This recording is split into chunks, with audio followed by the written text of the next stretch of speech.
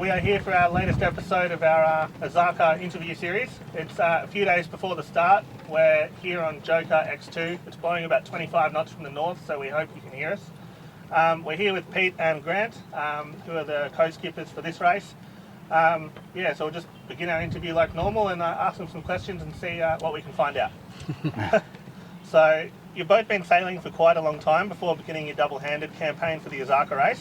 I thought the viewers might like to hear some of your sort of career highlights. I know Pete's got some awesome America's Cup stories and I haven't heard some of Grant's stories, but if we could just hear what you both think of the sort of the highlights of your sailing besides the Osaka race, that'd be good.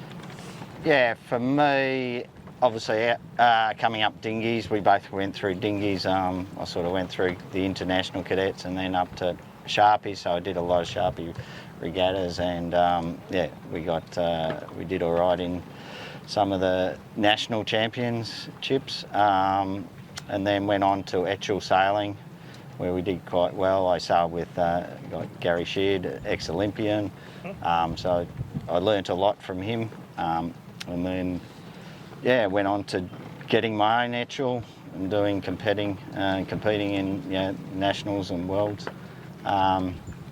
From there, I went to, got a big ocean boat, Alliance 39, and competed in the Melbourne to Hobarts and started Sydney to Hobarts. And from there, went back to, got an Elliott Tourer. We decided to go a bit more cruising, then found out, it did all right. So the competitiveness in me was to... in certain conditions.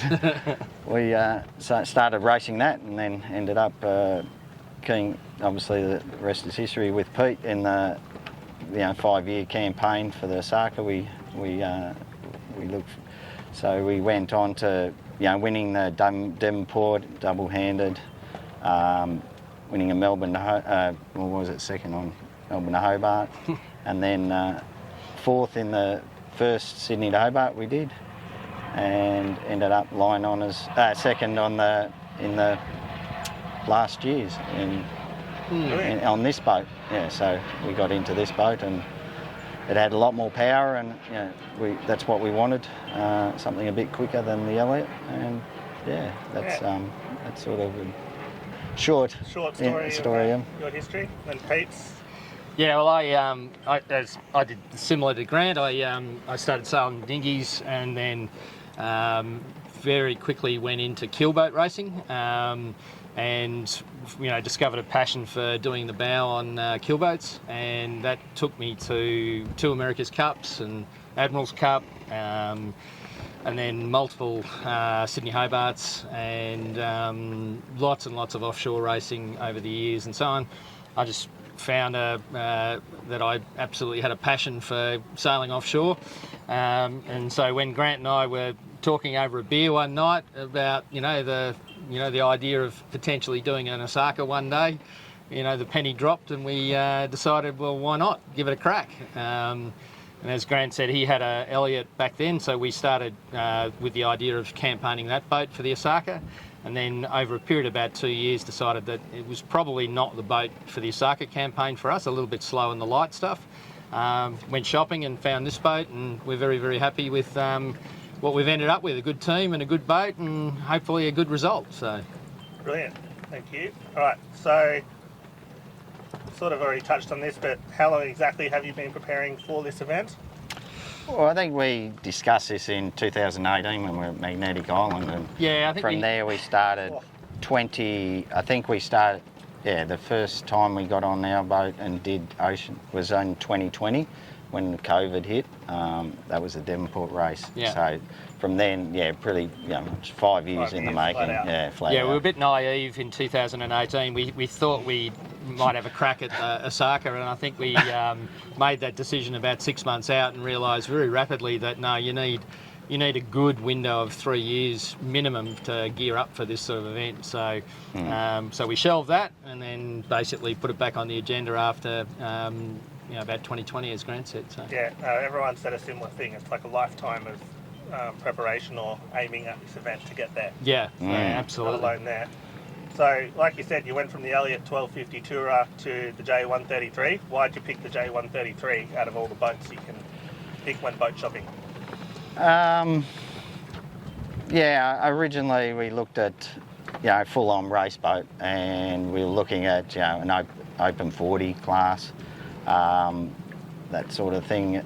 But then as we got into obviously the resale, if you're, to resell it, and just, the cruising option to come back, and so then I had a friend, Jason Close, who's got a J133, and I was a bit concerned about the weight in light airs, but he does really well, and the boat's streamlined enough to carry us through those light airs, and we've sailed it in, and we can keep up with most boats half its weight. So,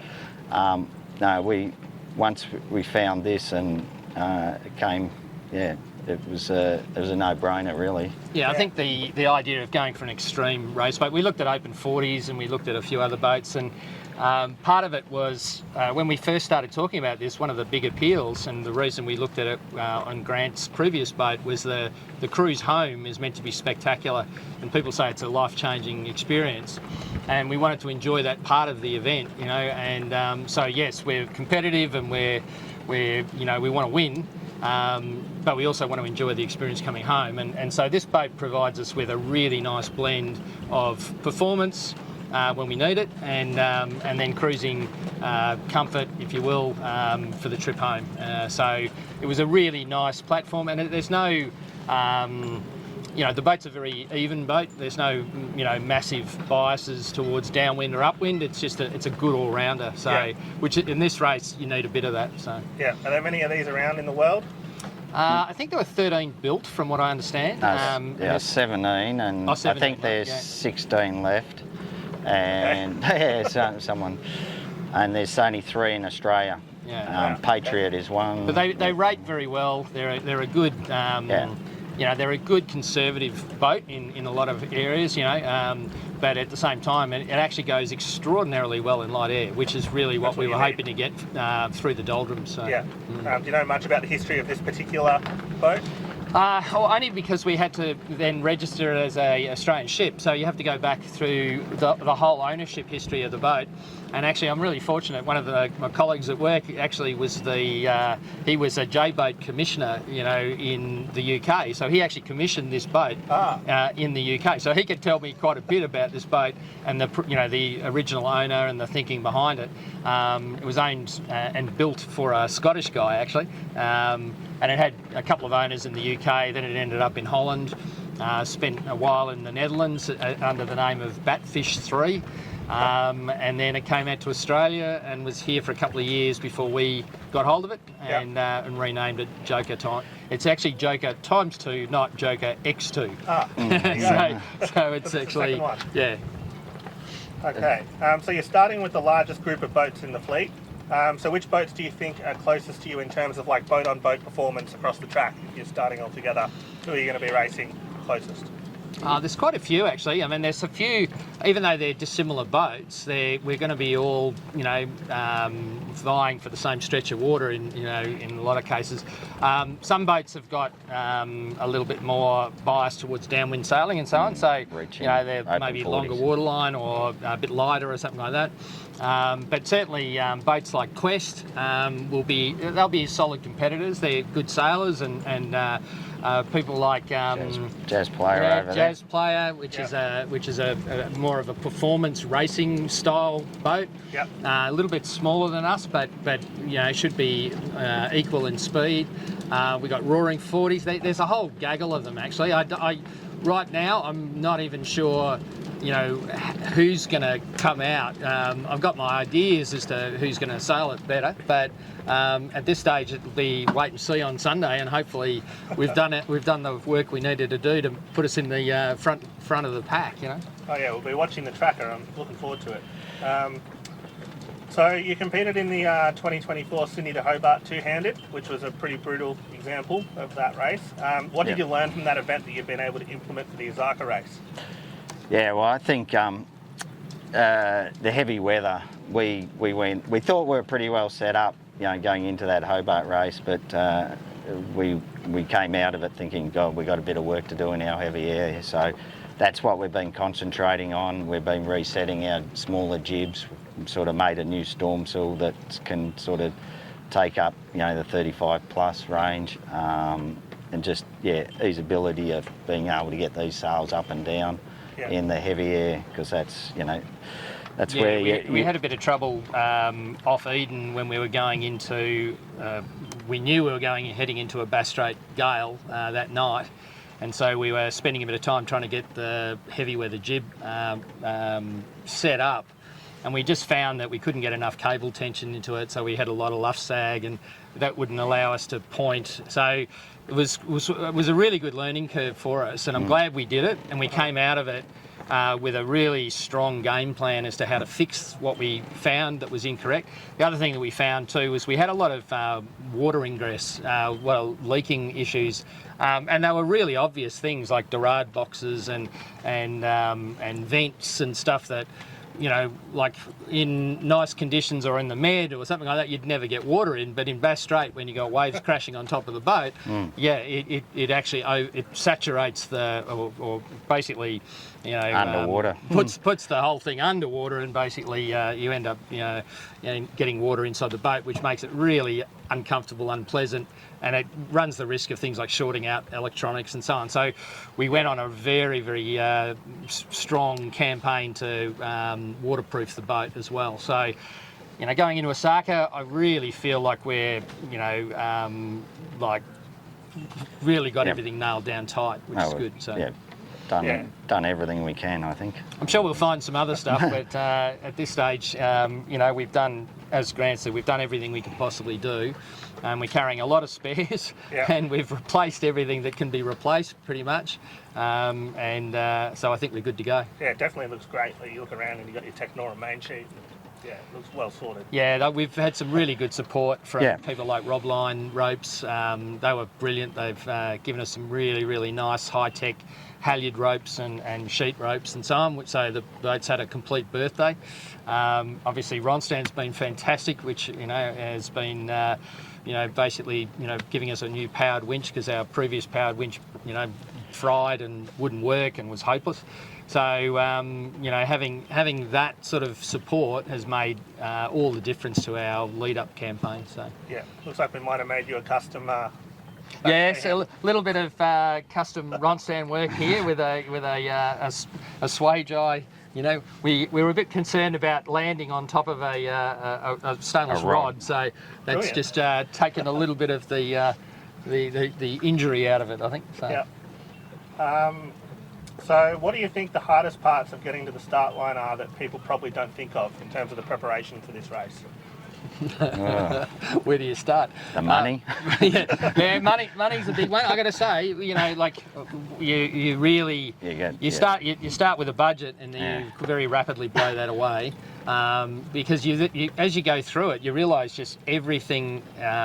How suspect things can be, what can fail and what could ruin your race or could stop you from racing, and there's a lot of it, so I think basically finance is a big issue, and that you don't want to go into this event scratching and skimping to try and make it happen, and you need to be prepared to spend the money that needs to be spent, but also just time,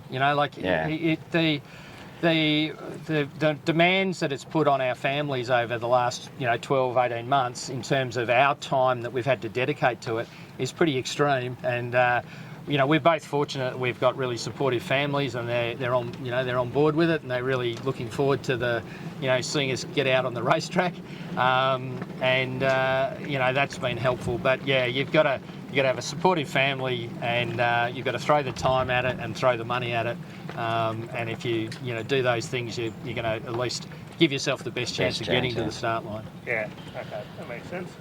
So I asked this same question to everyone. Do you think about how deep the water is out there?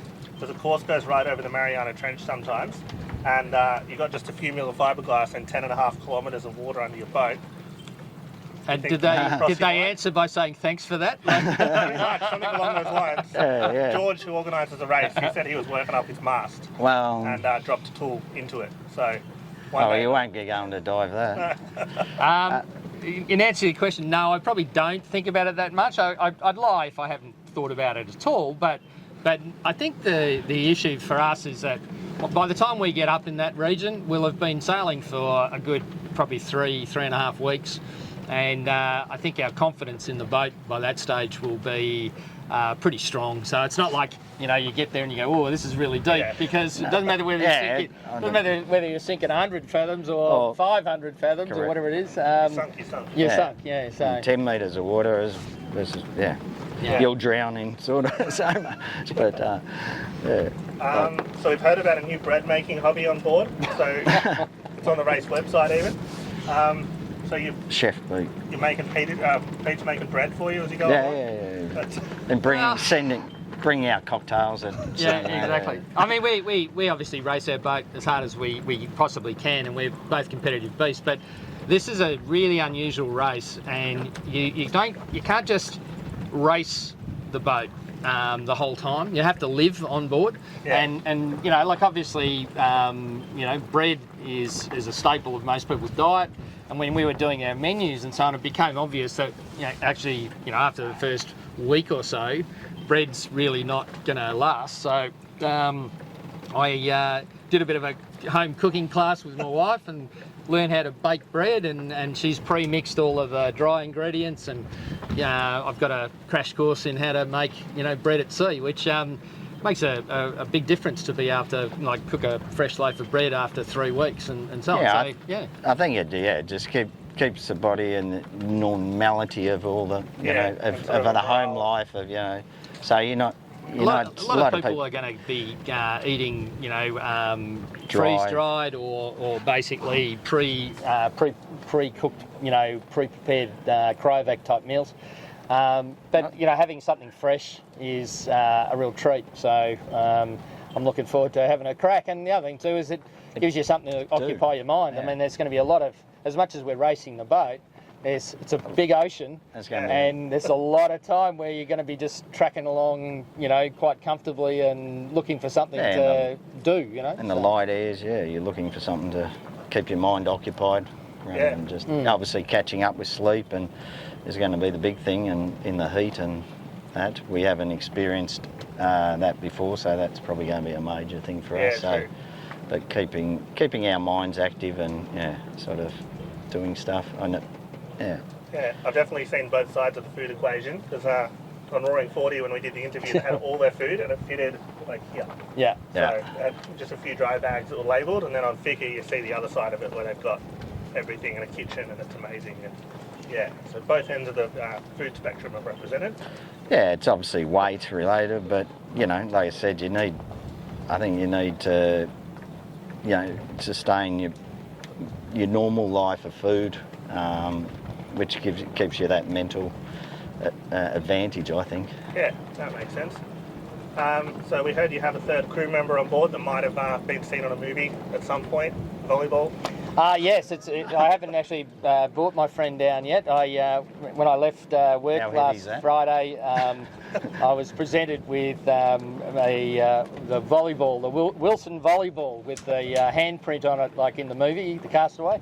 And it's a cracker. I love it. And we'll take that with us. That'll be a good talisman for the trip. I think. But it'll be fantastic to be able to sit there and know that everyone's sort of back at home watching and so on. So Wilson is coming with us. So. Can we take our anger out on him? Yeah, absolutely. We'll have a game of volleyball. So you sort of touched on it already, but everyone in the fleet seems to have a different plan to get back from the race.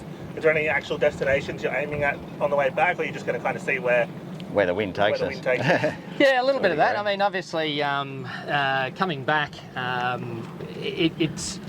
you have the ability to go as fast or as slow as you want, and obviously coming back, there's more opportunity to island hop. Obviously, the race there is non-stop, so coming back, we do want to stop at a few places. So we'll probably go to Guam.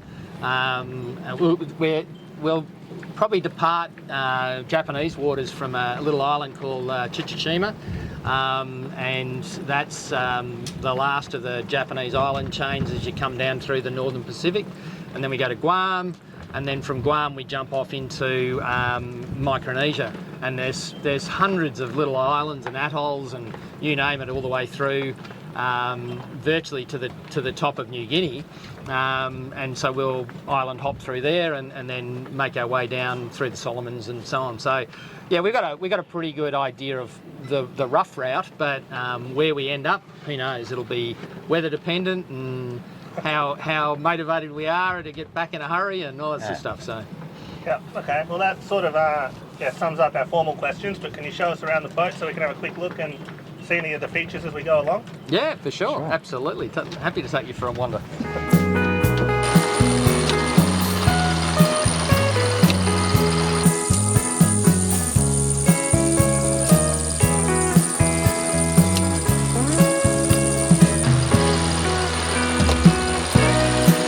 New winches as featured on the front page of the Ronstan website. Yeah, I got to say they are absolutely amazing. I mean, the best thing about the Orwell winch, especially in this situation, when we're steering, we tend to be steering with one hand and playing with the main sheet in the other. Yep. So you can imagine if you're sitting here and you've got you're trying to steer and the boat's obviously loading up. And to try and ease it, if you've got to do that, it's a bloody pain in the neck, But the beauty about the quick trim is we can just ease it, So, basically that's a one-hand operation. So if I'm sitting here, I don't even have to take my hand off the helm. I can literally just do that and ease the main, and you only need to ease it 3 or 4 inches, and it makes all the difference in terms of, the boat standing on its, standing upright and going forward.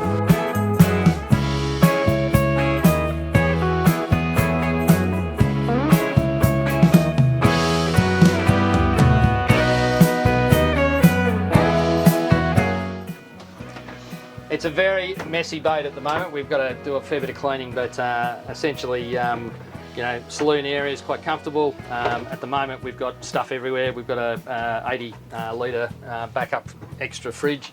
Yep. That gives us capacity to freeze food very deeply. Basically, good galley with an oven, which is really nice. A lot of boats have little stove, one burner stoves and stuff like that. And yeah, you can do that, but it'll keep you alive. But we're gonna actually enjoy the experience. Navigation wise, we've got chart plotters. We've got 2 chart plotters, one here and one up on deck. But I also run a laptop with Expedition software, and that's my primary mode of navigating. Yep. And then we just plug in the waypoints into the chart plotter, and that just keeps us on track, in between. Yep.